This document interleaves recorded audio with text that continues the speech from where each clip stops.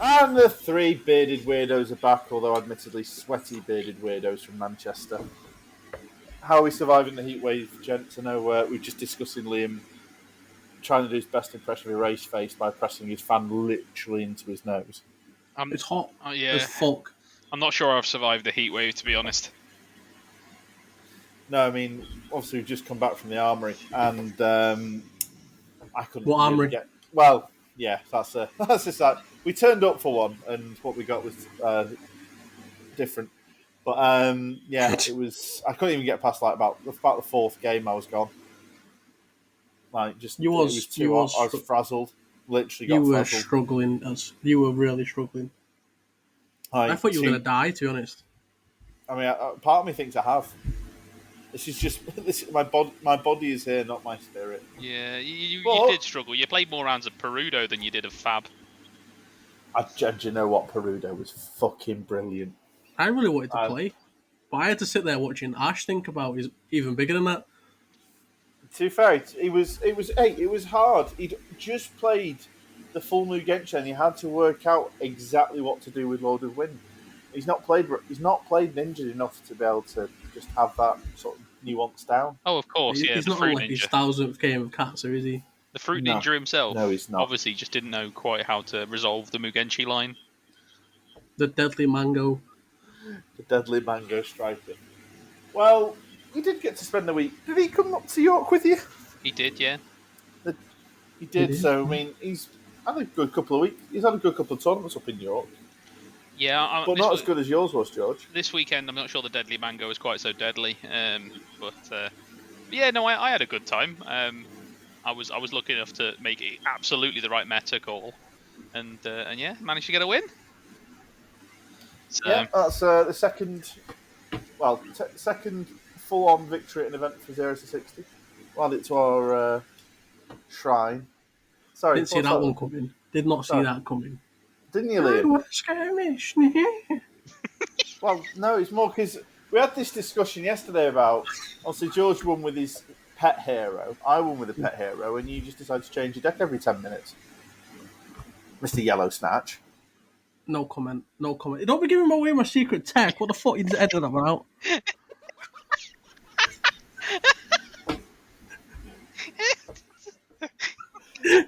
Sorry. This round's on us. I'll give away the super secret tech. PT Leo's fucked. If I don't win it now, it's all your fault, Brooks. All because of Yellow Snatch. Me and Dave Carr are going to be coming after you. Look, the real secret tech, everybody, is Liam's favourite card. It's Red Overload. Oh, fuck off, man. He loves it. What? You're annoyed when we give out your secret tech? You're annoyed when we when we tell everybody cards you hate? What's the right response here, mate?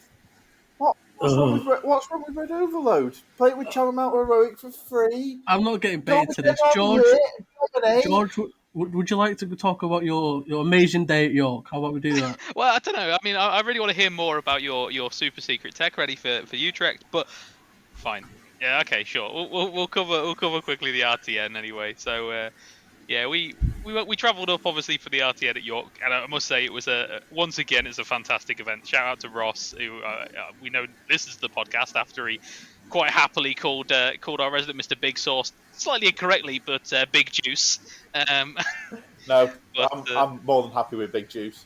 You were unsure earlier, but yeah, he it was a fantastic event anyway, and really well run, went incredibly well. We actually managed to survive the heat, but yeah, we travelled up. I was absolutely on the fence about what deck to play. I was going to play my normal Lightning Lexi. Had a very, very last minute switch to a not particularly good, but very punishing. Frosty. Yes, Death Dealer Ice Lexi list, and just because we had a feeling there was going to be a lot of aggro in the room, and we couldn't have been more right. There was 9-5, about 4 Briars, something like that. Field of 32. 32, yeah, and there was I think the largest by far and away was Phi. Then I think Briar and Lexi, and I mean Viscerai. Yeah, there's quite a few Viscerai as well.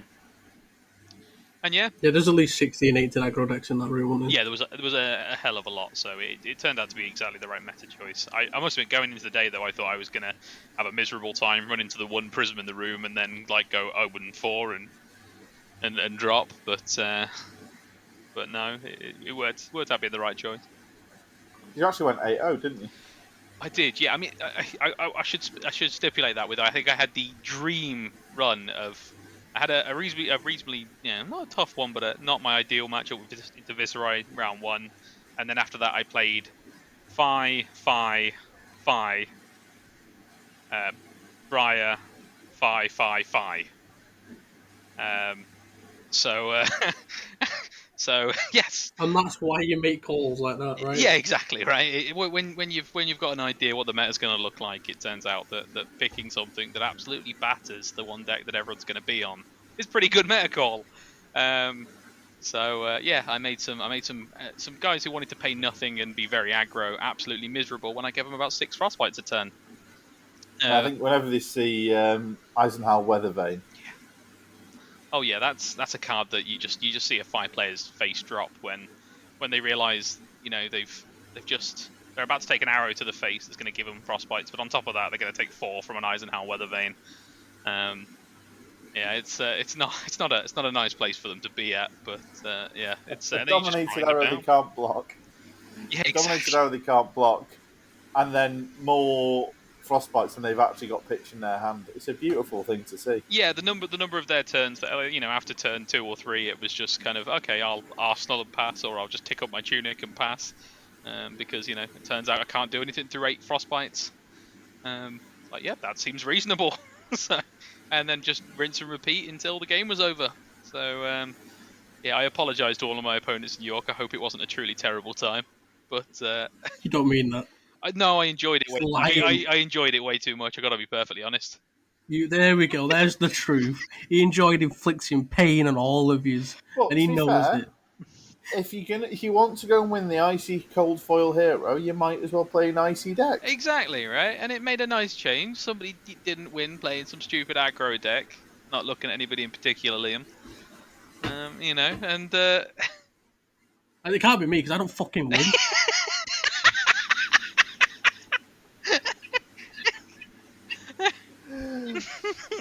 Oh dear. But yeah, you are good value, Big Sauce. But we had a great day as a group. To be fair, on the whole, it was I know Liam, you didn't quite end up making the top cut, but you weren't far off. And then obviously Scott Mines, who we travelled up with, was in the final with myself, which was just an ideal result for all of us. We had a great game in the end there. Despite me playing the absolute opposite of his deck, it ended up being a close match. And yeah, it was a really good game. So it was an ideal result. So I guess obviously with how aggro and obviously how mad Fi was, do we think that's what the meta's going to kind of shape? Obviously we've got Utrecht, we've got Lille next month, Worlds is coming up pretty close after that. We've got Nats. Yeah, that's not too far away either. I mean, I think it's going to be interesting to see what it's going to end up looking like. Because I mean, particularly, I don't know if you guys have been watching Baz's weekly meta reports at the moment, and the country seems to be incredibly divided. I can't believe the lack of Fi we've seen down south at some of their RTNs. Yeah, they're very Dromai heavy, weren't they, from what I remember? Yeah, and some of them had like 1 or 2 Fis show up, and then obviously the complete opposite at York, where we've had. I think we might have only had like 1 Dromai in the room, and then 9 Fis. There seems to be this absolute divide, and it doesn't seem like anyone can be 100% sure what the best deck is in the format right now. And isn't that such a nice place to be? Yeah, it's fantastic. It's not just a star, though. It's not just a chain. People are genuinely debating what's best. I mean, obviously, Liam's debated about 45 times and changed his deck probably twice as many times. What's the best thing into this format?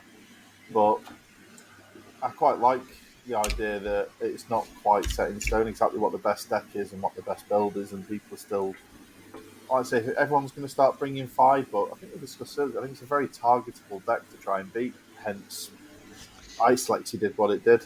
Yeah, I genuinely think if we started seeing that kind of representation at every tournament, I think the meta would adapt very quickly. I think the ice is good enough now that it can temper a lot of these aggro decks. I mean, Arctic Incarceration in red is a ridiculous card. Liam is not so sure on that take. Well, I know. No, as in not. This wasn't me going. Arctic Incarceration's a bad card. I fucking hate that. And that's card. why you know it's a good card, because he fucking hates it. As soon as someone hates something, there's a reason for it. In the same reason, those Fies now go to bed shivering, thinking about, even in this heatwave, thinking about Eisenhower Weather Day. Looking at going, oh, he's about to fuse this arrow. Oh no! I will say, I think that card 95% of the time is pretty bad on the whole, but in that deck it worked a treat. It found its home. It certainly did. Yeah, I mean, it's very good in that one. So I mean, I don't know what your particular take is, Liam, on what you think the meta is going to be like, especially for this coming weekend in Utrecht. It's going to be an interesting one. I think you've probably already echoed it, that there isn't a standout deck that's you would put at S tier, like Starvo, like Chain. So I think a lot of people are just playing what they think is pretty. It's probably got the least matchups that's like bad for it. Like there's a lot of Guardians out there, right? Just hoping they don't run into Prism, because I think OG Bravo's got quite a decent matchup pool. I think there's Briar, who has a few bad matchups, but not horrendous, and she can hire all the way out of it. Fi seems to have not that many bad matchups again. So I think it's just like, which corner of the room do you want to be in? Do you want to be avoiding the Prisms and taking the Guardian? Do you want to be avoiding the Ice deck and taking Fi? Do you want to be taking the counter to all the aggro in Ice Lexi and avoiding the Guardians? It's just picky poison, I think. Yeah, it's, like I say, I just think that's really refreshing, because it's nice just not to have. I agree. Sit down at a table and see someone go, it's a Starbo. And then they do Starbo things. Then you sit down and say, it's a Starbo. And then, it's a Chain. And then just literally rinsing and repeating that. I think the variety that we might see might mean that you might get some real strange decks coming out that actually do quite well. But obviously it's all leading up to, when we get through Utrecht, it'll then be obviously all the focus on the Pro Tour. Can't believe that's only next month. And I do believe 0 to 60 will be continuing their World Tour, won't we, chaps? Yes, that is the plan. We will indeed. That's the only representation again in the Pro Tour, you know. Well, we can't all get 500 XP. Sorry, I've only got one PTI. I have more. They're all good. Well, that's the thing. You could always have redeemed your PTI and then just gone and won another one. Yeah, just Tarek Patel'd it, right? Just invest your PTI and get another one out of it. Yeah, and unfortunately, it's not how that works for me. You won't know until you try. I got a pretty good idea that it would most likely be redeem PTI.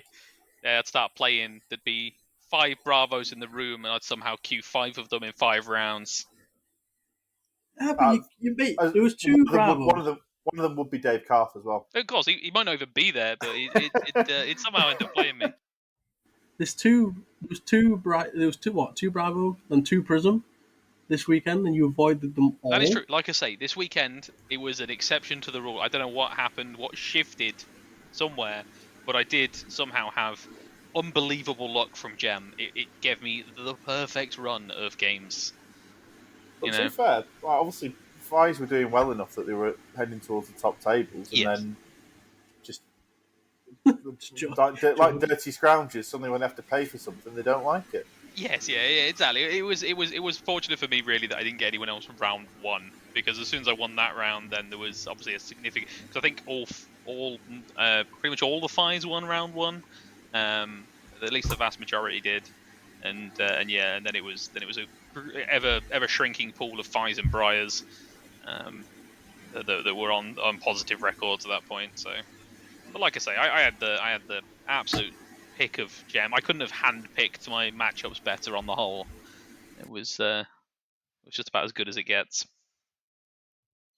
Yeah, and I think that's kind of what we have to just assume at the moment. You just got to go with what you think the best call is for the meta, because I don't think there's going to be one particularly standout deck that everyone's going to jump to. Yeah, I think genuinely, if I was joining you boys in Utrecht and I was willing to play pretty much anything, I think I'd just be taking whatever I think is the best matchup into the majority of the meta and what I think is going to turn up. And so like pretty much like Liam was saying, based on look at those, which one of those I think is least likely to turn up and take that.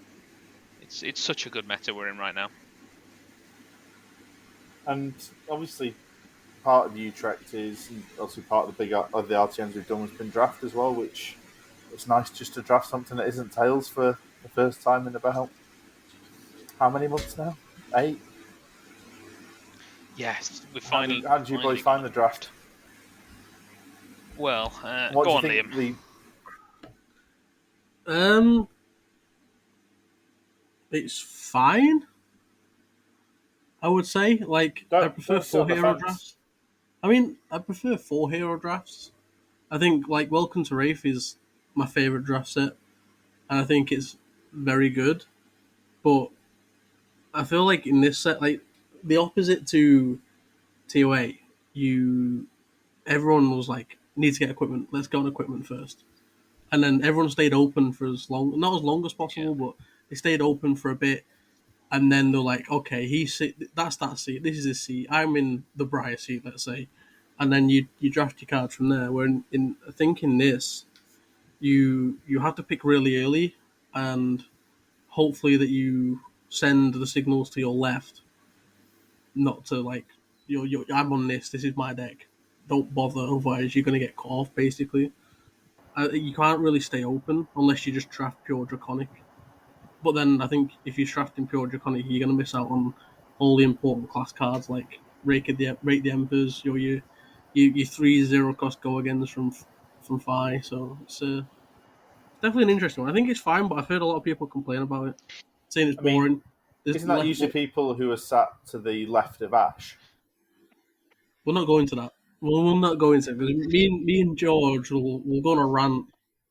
Let's not talk about Ash's ability to draft. We've given the guy enough stick anyway today, so I think we'll leave his draft skill for after I need to rant after this weekend when I get the joy of 2 more drafts probably sat to the left of him. That's probably true, but I mean I quite enjoyed the drafts. I tend to choose what I'm going to do very quickly. I mean I've chosen before I turned up that I'm just not going to play Wizard. Yeah, you are the ideal person to sit to the left of, because I know 100% you will not be an Icelander. So that's always nice. I will happily pass all the blue singes. You have everything because I am not going to be playing it, which is quite funny because I know when the one RTN I could do this season was the one Liverpool, which was draft.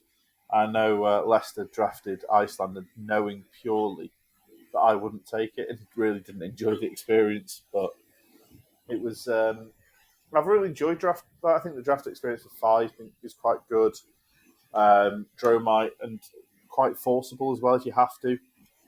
Whereas I think 5 you do have to have a number of Rate the Embers to actually be anywhere near successful with it. So listen, that is genuinely I disagree. Part 1, pick 1. I don't think you need Rate the Embers to make Dromite viable in draft at all. What, go more with like the Embermoors and you can just go Embermoors and what's the 1 cost 5 go again? Junebreaker Centipie. Yeah, so you can draft them. You can draft your Sweeping Blows. You can actually build a deck purely around Go Again and no dragons, and it would be genuinely playable and half decent because you could just end your chain on Embermoors and stuff. I think like that, particularly if you've hate drafted or there just hasn't been a lot of poppers in the packs. I think that deck can actually be really viable because, like, one thing I must say is that I think poppers are at a real premium in this set. They're obviously really impactful. Sure. There doesn't seem to be that many, and they're just hard to get hold of. It's Findals and Brothers in Arms, isn't it? And there's also Thor there's Flex as well. Erase Face. Obviously, you have to pay for Flex. You got Findals in 2 colours. Yes. You have Brothers in 1 colour. And Flex is a pseudo popper. But again, only in red as well, right? Yes. That's the 4, so it needs to be a red one. And then you have Thorn and Raceface. I believe are the only ones. I don't think I'm missing any Yeah, more. I think that's the thing. As much as anything else, if unless I'm mistaken, I don't think there's any class-specific poppers. So there's don't believe there's anything anyway.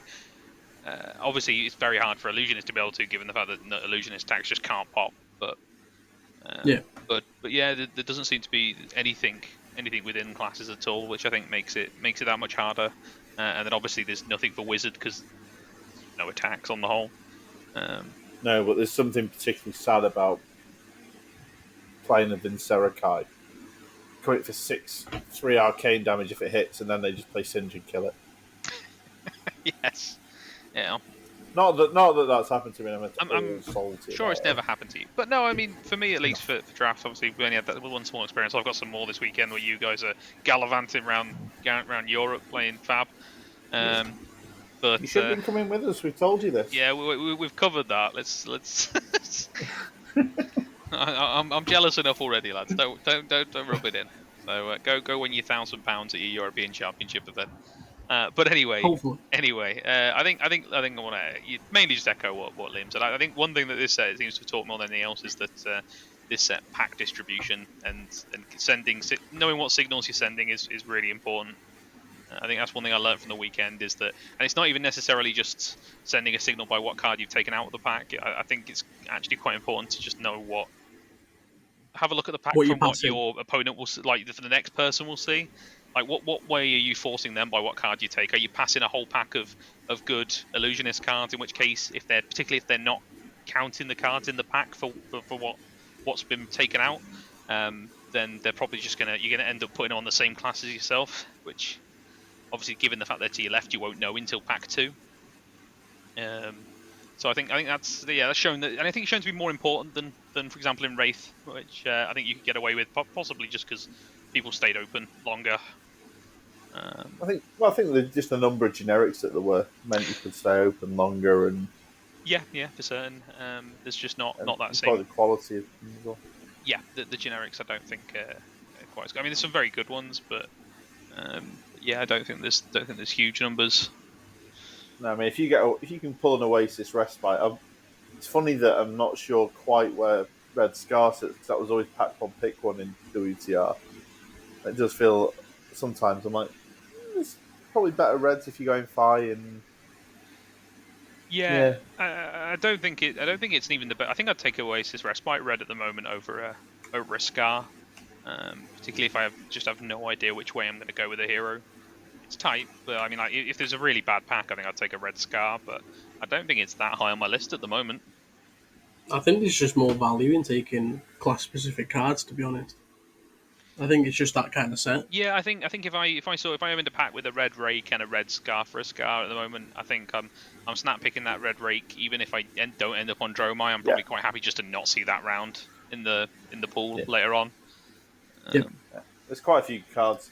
I think it's quite a hate draftable set. This one as well. Like if you're playing as if you're taking Dromai and you see Blue Singe, knowing that that's one of Wizard's best tools against you. Not just that. I think if I was playing Dromai, I'd be taking every popper that I possibly see. Every 6. Yeah, every Fighting Spirit in red or yellow. Snapping them. It puts you like super favoured in the mirror, right? Yes. And then you're taking away all the fire's abilities to take away your turns. So. Yeah, super valuable in Dromai drafting poppers early. Yeah, even if you don't run them, I think it's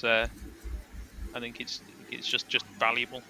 And I must say, I think Findel's Fighting Spirit in yellow might just be the best popper we've seen in the game so far.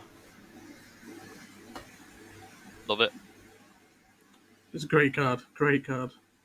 Especially when I've seen Scott playing that in Icelander. Just a free heal on a popper against Dromai. Yeah, fantastic card for that one. Yeah. But I think generally really like Uprising as a set. I think the Fab 2.0 move from moving to having just one set, having cold foils, rainbow foils just in the packs just mean it's actually quite enticing to open it. I know I keep trying to tell myself I want to go and buy a box just to do draft with, and then trying to tell myself no, I don't need any more cards. You don't need any more cards. Yeah, but no, I know I don't need any more. I was going to say his desire to open the boxes had nothing to do with his need for more cards. We all know this is true. It is an incredibly fun set to open. Yeah. I think the paper packs as always. Although I do think there's been quite a few miscuts that we've seen recently, which it is what it is. Yeah, I don't. Fucking ridiculous. And miscuts. It does seem to be a more common issue in this set, and I'm not quite sure. I'd be interested to see just how many people out there have been finding that. But I mean, I think we've had quite a few either boxes or packs in Manchester that we've noticed, significant numbers of miscuts and such in. Are we recording video for this? No, I was going to say I was about to go grab one for the camera, but yeah, we will be doing video soon. Though I have actually been doing some video software editing, which. Have you sacked and rehired the editor? Yeah. I'm just hiring a new one, and then. Yeah, the first one was a right clown. Well, I think the second one is, to be honest, but So the few listeners we probably still do have, by the time they actually see our faces when we do record this with video, will be completely put off the podcast. Well, we've told them 3 bearded weirdos, right? We're not lying. That's true. Yeah. We can't be done on false advertising. We'll give them that. We'll give ourselves that. Correct. And let's face it, if someone's stuck around to actually see our faces, they can't be expecting much. Accept disappointment. Yeah. Expect disappointment and you'll never be disappointed. I don't know, we're still capable. Yeah, that's probably true. But no, I think Uprising's been great. Mm-hmm. I've enjoyed the RTNs. Obviously, it's great. Obviously, George, you got your invite to Nats rather than having to rely on XP. I think Liam, you're, as ever, cruising at the top in the upper echelon of the leaderboard. Hopefully, after this weekend, I'll have just got over that little safety net of, I think I'm on 209, because it's obviously one of the things we found out since we did the last podcast about Nats, and obviously it's still 96 player cap, wasn't it? Yeah, 96, but not exactly 96 on XP, is it? It's not with the number of RTNs, because that's going to be, that 96 is including everyone who gets an invite for the top 4s of Road to Nationals. Yeah, and obviously with the amount of Road to Nationals, just like having 2 in Manchester this weekend, obviously at Fanboy and Just a Game Store, and obviously there's Living Realms as well in the north. So, there's still another potentially 12 spots going to get taken up by people who might just have turned up for that and aren't particularly anywhere on the leaderboard. No, Hamish obviously rocked up and smashed it with this, and he's obviously XP wise wasn't particularly as high up purely because of how his situation is. So I think it's going to be quite interesting how many people actually qualified just purely through XP this year. Yeah. No, I think it's. I think the numbers we're looking for, what is it, 60, 70? I think they're hoping for at the moment is the kind of expected number that are going to be actually on the XP leaderboard. So it's going to be very competitive this year. Yeah, and it was a pain in the ass last year. I remember grinding out 3 armies a week, and it was knackery. But I think partly was kind of surprised that they kept it to the same player cap for Nats. I think that's something that caught everybody by surprise, really. It's everyone I remember speaking to seemed to be under the impression, was pretty certain that we were going to get an increase. The game's grown so much, and the number of players that we've got here in the UK has increased. And yeah, in the end, we ended up with the exact same 96 that we've had every year since. I suppose it's only, is it only the US that are currently on anything above 96? I think they were looking, from what I hear, at increasing the cap for Canada, but that I think I heard somewhere. I don't know how true that is. I think US is at like 400. Yeah. So either US, whichever hero wins US Nationals gets the same amount of points as they do for a call-in. Well, I think it's 100 XP. Sorry, 100 Living Legend points. Wow. 200. It's a big old number. It really is. Event. It really is, and yeah, obviously, I mean, I think it's a bit strange, really, that they have that massive number and everything else, and yet a lot of their RTNs get much lower turnout than our ones do. So in some ways, it's probably easier to qualify over there than it is here, even through the RTN system. Yeah, it's an odd one because obviously it is obviously America's massive in comparison to us, Yeah. but yeah, I think we showed at the recent set of events. Obviously, the UK has got a lot to offer, and we have got a lot of very dedicated players who are literally at the tops of leaderboards without necessarily the access. And obviously, community wise, I think there's people doing great work as well. So I'd like to see at some point it increase because I do think it'll get to a stage where if we're getting the number of RTNs, that is it going to get to the stage where it's purely qualified through top four in an RTN? Which I mean, I'm not sure how much of a problem I have with that. It means you have to take things very seriously and stuff, but I suppose that is the quality of event that you get, right? Yeah, it comes down to what you want your nationals to be, really. I guess I think there seems to be different opinion between people. Some people want it to be, kind of a national celebration of the game and have it be more widely available and have pretty much anyone who plays on the regular be able to turn up to it. And I think other people want it to be the best players in a country and be a high level event. So I'm not sure exactly where LSS fall on that. No, I mean, I've always seen it as I think it should be a celebration. I think it should bring people because obviously we don't tend to be able to get down to the south as much. I know people from the south don't get up to Manchester or further north, Scotland. I know obviously Baz gave us a shout out, and obviously like people in Ireland as well. So it should be a point at which you can really bring people together to actually play. I mean, I think even if it's just side events. A smaller side, to be fair, I think it'll be very interesting to see. Obviously, it's not too long away now for the national season, but it'll be really, really interesting to see what it actually ends up being like here in the UK with such divide, as we were saying earlier, with the north and south, with the differing meta. It'll be very interesting to see where it falls once we get to nationals and people are all competing in the same tournament, and whether Fi or Dromai, this Fi or Dromai like dominate meta, which one ends up being I guess more competitive. And, should be an interesting one. The US is a 500 player cap. Goodness me, yeah, there you go. Be a huge tournament. Yeah, I mean, it'll be again. Star City did quite a good job last time they did it was a calling. It was when they really upped the game on the streaming and stuff. Because I think Baz does a great job in the UK, and obviously you can only get to so many events and actually show them. So it'd be great to get a little, hopefully some more people can, almost try and mirror what Baz is doing and get some actual quality streams up. Because I remember sitting down and watching which one was it? Which I think it was the one that Simon Denning won. What was it? Bash? Yeah, that might. No, that was Manuscript. Yes, it was Manuscript. And it was, I sat down for the afternoon. It was roasting. I wanted to stay indoors because I'd just end up with terrible hay fever and looking lobster-esque. But just sitting down and watching it and listening to them talk about it was great. And obviously, like having people like Hamish jumping on was great as well. So I think it was just. I just hope that the streams. Obviously, I know the Madrid event didn't have any streaming. I've not heard anything about this weekend at Utrecht. Yeah, I'm really hoping it will be streamed this weekend. Does seem like there's a bit of a gap at the moment. Apart, obviously, like I say, we're lucky in the UK.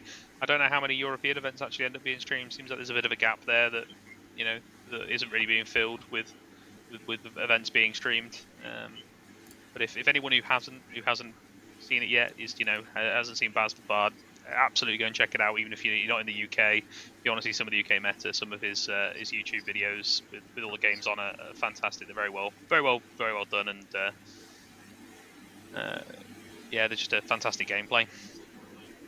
And he's a nice bloke. He is, yes. Although, like I say, it's just how if the more streaming and the more eyes on the game, obviously, then the more it grows, and hopefully, the more it grows, the more eventually it get a bigger player cap for Nats. But I mean, I don't know where you sit on it, Liam. Should it be a celebration or should it literally be, just a creme de la creme? And it is this.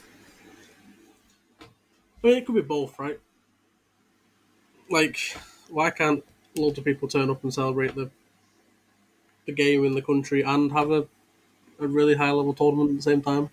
Does it hurt, Liam? That fence you're sitting on. Why am I saying what? How is that sitting on the fence? I don't need those splinters in your arse, fella. I don't need They're to. very deep. I don't need to go. This is better. This is worse. I don't care. Like, I'm just gonna turn up to Nats and play, right? Yeah, I think it's one of those where I think, obviously, if it is the creme de la creme, and I think like sort of keep it at that 96 cap and the game keeps growing, I think that is what it becomes. And I say if that's what LSS want it to be, but obviously I think making it more of an event, and because George, you came up last year, didn't you? But you just missed out on XP because there wasn't really any particular side events, was there? No. Obviously, they were doing just like on-demand drafts, I think, at the time, and I turned up just for the day, and then for the what at the time was a Pro Quest, which I guess now would be called a Battle Hardened on the second day, I just came along for that. But he is hoping that they do something similar this year. I don't think we've heard anything about any side events so far, right? There's nothing been announced. No announcements. No. I mean, we haven't actually got a date or a venue yet. Obviously, we just know it's Darksphere, which probably... I do. Darksphere, it's actually at Darksphere store in London on the 17th of September. Oh, okay. Yes. Not updated it on the article yet, so it still says the date and venue TBA. Yeah, I've definitely seen that announced recently, so I'm pretty certain that is set in stone now.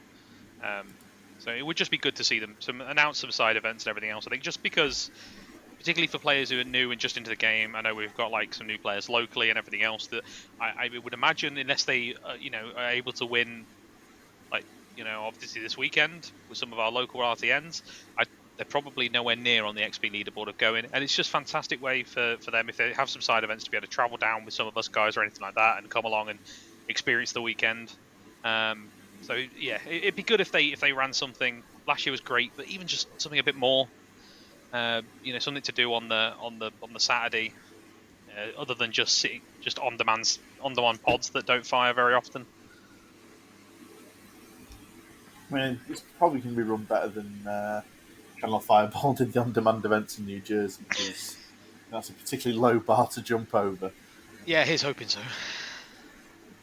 But yeah, I mean, obviously, if it's in the store, I can't say I've ever been to Darksphere. I don't know how big or small it is for actually being able to have 96. Apparently, it's a room that can fit like close to 200-300 people.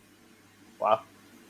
I mean, if that's true, that could be a real buzz there, which would be really cool. So I know we did the Armories last time in Leeds, obviously, when Living Realms held it, which I think was a great day. I think it's a fantastic venue. It's a shame we're not back there again, but it'll be nice, I'm sure, for the people who are down south to have one closer to home for them. So to get one and then just keep it up north, because let's face it, no one actually likes going to London. LSS, if you're listening, stop putting them in London. I know this is the first one you've done in our first nationals in London, but next time just put it up north where it's cheaper. Look, we'll settle for Birmingham. But yeah, keep it up north. No one likes London. It's just grim. That's it now. We've just lost like half our viewership who are all Cockneys. We apologise. We apologise to all four of you. Yeah. 4? Bloody hell, you really think we're pushing the boundaries out on our listenership? You never know. We might have that numbers. Who knows? I've seen the stats. We do okay, better than I thought we'd do. We don't anymore, mate. Literally just chatting shit. No, well, we've probably had a couple drop off by now, but no, I think I'm looking forward to Utrecht. Fingers crossed that gets me into Nats. Otherwise, I'm travelling down with you two, looking a bit sad for Nats. And then it's all steam ahead for San Jose. Well, Lille and then San Jose. It never bloody stops, does it? No, the schedule's intense. I know Brendan Patrick was obviously mentioning his inability to attend his Nats because he just hasn't had the notice. But I do hope next year these things are slightly more spread out. Yeah. 3 international trips in 3 months is, London's not international, is it? But still, is it 4 and 4?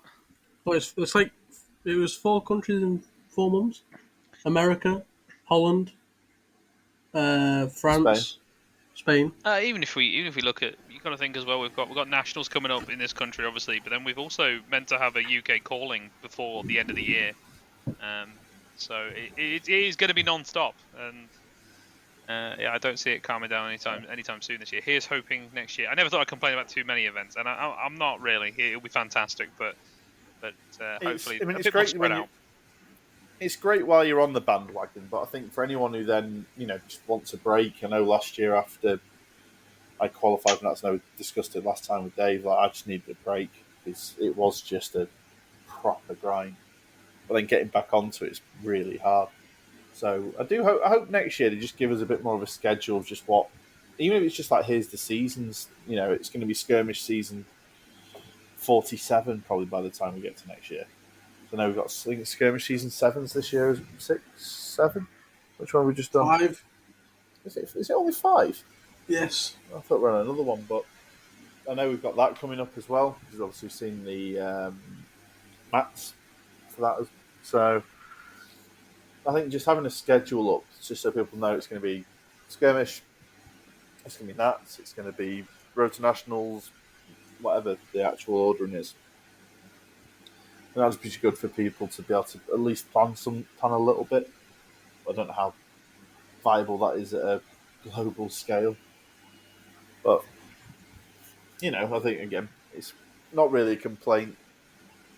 More just a hope for improvement, which I know on the either Fidia or whatever it is in French. Obviously, James White was on that and said, they do hope to be able to give people more notice. Yeah, I think this year was just not anomaly because they fell behind the schedule, and that's all it was. Yeah. Well, I know Utrecht was. We've booked everything. We paid for everything, so we're going to run it.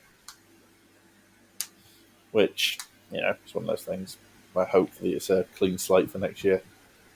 Yeah, I'd imagine so. I can understand why they'd have some problems for this year. By all means, it's like you say, Utrecht was meant to be some time ago. That's been shifted. That's got to affect the entire schedule. So I wonder if they do manage to give everything that do everything they wanted to do this year. But it looks like we're going to manage to squeeze a Worlds in. We're going to manage to obviously hopefully get a UK calling. In Manchester, LSS, listen, put it in Manchester so I can get the tram home and not wake up at 4 in the fucking morning every time I want to go to an event. Please, just one. Just give me one. You did look like death on the way back from Madrid. To be fair, mate. To be fair, I think most of us did. It was nearly as hot in Madrid as it is now here. It's hard to believe, but I think it was hotter. Yeah, but the problem was at least it was drier. We've got the humidity, which just makes it unbearable. But I think what we're doing here is, I think what it's actually showing is just we are just meandering at this point because our brains are slightly melty. Oh, absolutely. With the heat. People don't come here for quality content anyway, right? Let's be honest. Yeah, I'd like to think they enjoy the camaraderie and friendship that we show between us, and then which we show in the most nice ways of just brutal mockery. It does sound accurate. I'd like to think that's. Joel, maybe we should change the strapline for the podcast to that. We show friendship with mockery. Brutal mockery and just verging on just straight taking the piss out of each other. But no, I don't know if any of you boys have got a vexing malice for this week. I definitely haven't got one. My week's been too good for me to complain about anything, to be honest. Yeah, because I'm in a pretty good place. I'm quite happy. I've built Dory. She's back. Yeah, you're actually getting to play Dory at the moment and do all right with her. She's even if you're not on the listening Steel Blade hype train. I mean, waiting for me to turn up to Utrecht and that everyone turns up with bloody prison, and then I'm literally just turning around, sitting sulking in the corner. And then I will have a fucking vexing malice. They can watch me play Utrecht then instead. Oh, thanks. That's why I paid the big bucks to travel to Europe. To sit and watch you, and I could have done it in Armory in fucking Manchester.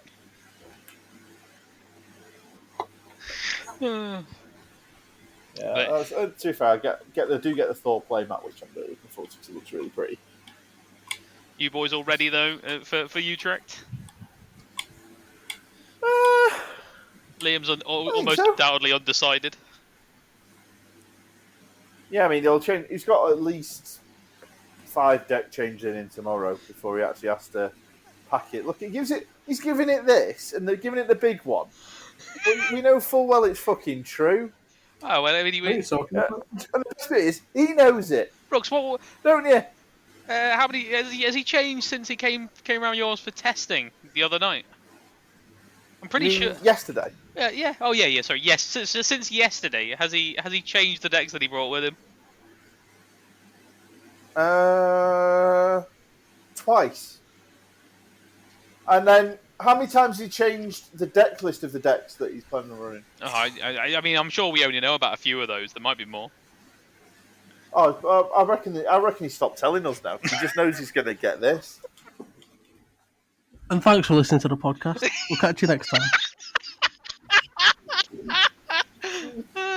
Nice try, mate. Nice try. Yeah. And this week on how many decks has Liam's decided to change? But no, let's be generous to him and say that he's been very thoughtful and open-minded to different approaches to the current meta. He's constantly striving for perfection. He's not achieving, but he's constantly striving. He's constantly missing. It's true. That's what I'm striving for. I'm just really bad at getting it. And if you were a proper Mike and listened to Mike music, as Oasis once said, true perfection has to be imperfect. No such thing. I know it sounds foolish, but it's true. I'm not going to start singing. I'm not going to do the rest of the song lyrics. I'm not even listening to it at this point. Yeah, he's gone now. If Brooks is going to start singing, that has to be a completely separate podcast. How do you know it's not already one? I mean, I only do 2, so what's a third? What karaoke? What's a third one that no one's going to listen to? Which you just you sing? Yeah. Although to be fair, we are going to have to Easter karaoke, considering we're probably going to drive to Lille. So. Oh god, yeah, that's a long 4-hour drive, boys. As long as you're not listening to fucking anime shit that you put on every time. 4 hours, mate. It's just on my playlist. Every time you pull up to a fucking traffic light, you start dancing like a knob.